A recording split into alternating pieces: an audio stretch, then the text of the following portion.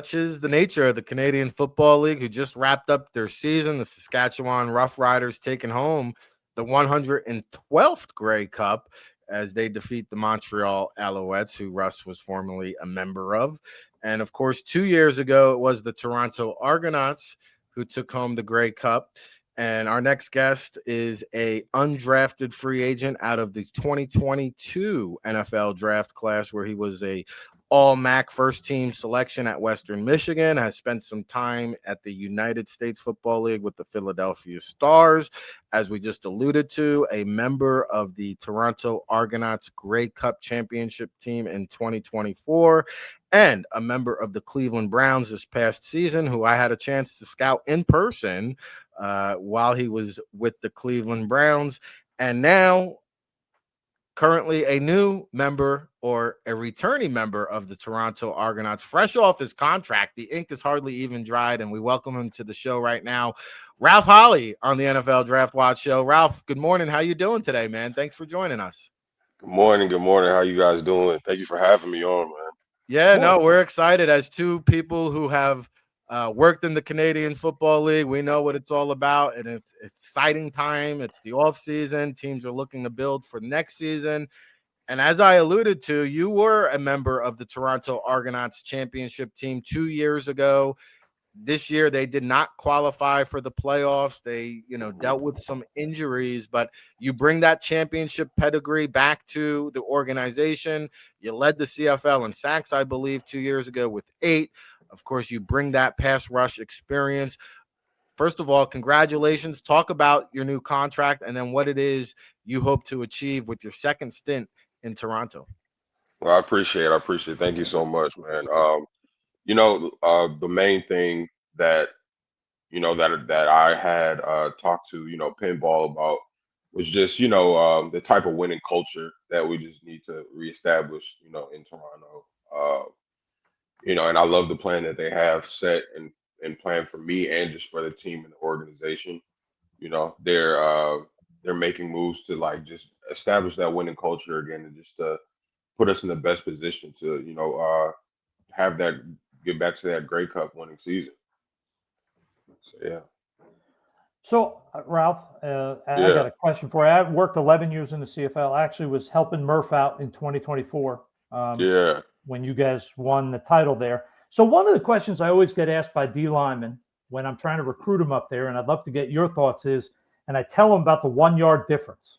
And they all don't know what that means, what it's like. So what is it like for you, having played American college football?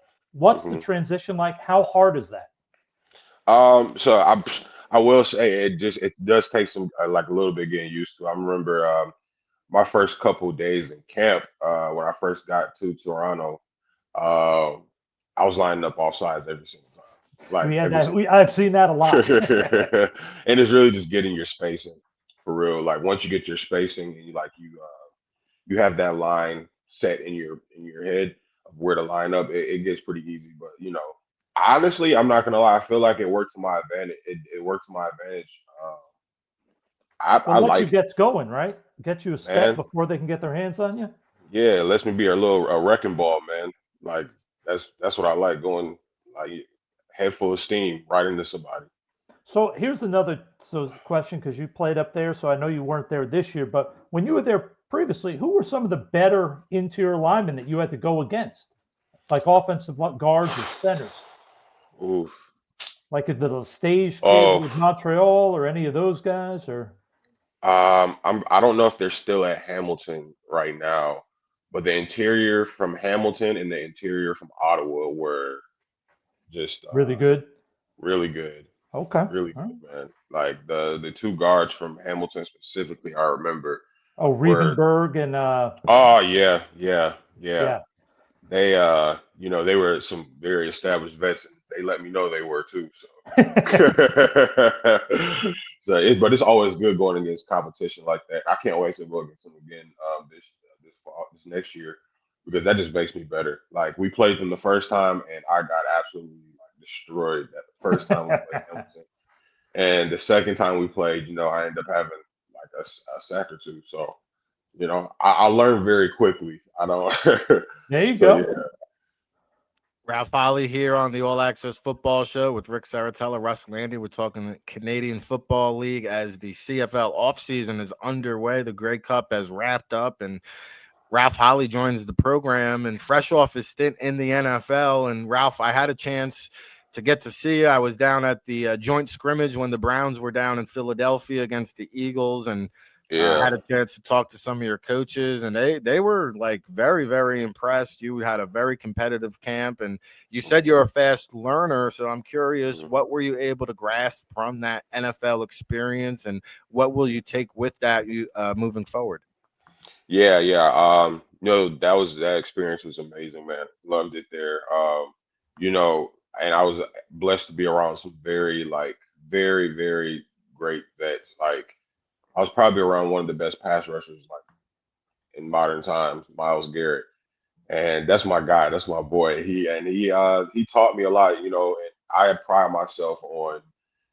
I really do pride myself on being a pro and taking care of my body you know, and also the way I play as well. And me watching Miles, and not even just Miles. I've been blessed to be around a lot of pros. When I was in 2024, I was around arguably like the best D line, and I was just a rookie. With Jake Serezna, Flo Oramalade, Robbie Smith, Jared Brinkman. I had all those guys to learn from as well. But you know, Miles just taught me how to be even more of a professional and to be just how to carry myself and how to just take care of the body in a different aspect to help with your production. So that's like the biggest thing that I've learned. And also my get off. My get off is one thing I pride myself on with my gameplay. But he was just teaching me different things about ankle flexibility, and different things to stretch, different ways to just do mobility just to help, with your production on the field. So yeah. Good stuff, man. It's great, learning from a future Pro Football Hall of Famer. Miles Garrett is one of the most dominant pass rushers I've ever seen, and I've been alive to watch Florence Taylor, so that's saying something. Yeah. Uh, Ralph, let me ask you this because we do cover the Canadian Football League as well as the United Football League very in depth here at All Access Football. And we talk with Yeah. a lot of free agents and we cover a lot of free agent showcases. And there's always a dilemma with the American players, especially who played collegiately in the States, in Mhm. terms of where to continue their playing career and the advantages or disadvantages. A lot of them seem hesitant to go up north and play in Canada. The preference is usually home in the States, but you've kind of taken the other trend and have decided to go back north of the border. Can you stay? And you've played in the United States Football League. So are you Yeah. able to compare or contrast, or like any players who might be in a similar situation, what you can kind of pass forward based on your experiences? For sure. Yeah. The main thing, that was a decision maker for me for not continuing the UFL because I've been in every league. So I'm, I would say I have a tad bit of experience, but I would say that I love the CFL and how it's an established league. I'll say that you know the CFL and the support system here. Uh, the and I love having the UFL. They do have a fan base and everything like that as well. But I just love how the CFL just takes care of their players. Like point in case. And I like being up here and everything like that. But I also would say that it gets you just so much film, so much film, and it guarantees you're playing football for a year. You know, and it's a blessing to play football at this level in any league. So uh, that's why I'm a big CFL advocate, but I'm also an advocate of just continuing to play professional football wherever you can. And I think the UFL is a great opportunity as well. But my heart is in the CFL. It's in Toronto, and if a player is teetering to either go to the UFL or CFL, I would tell them just weigh the options. Know that the CFL's benefits and everything like that. It's a year long commitment, and you can't say that you can't go to the if that's your goal to go to the to the next league.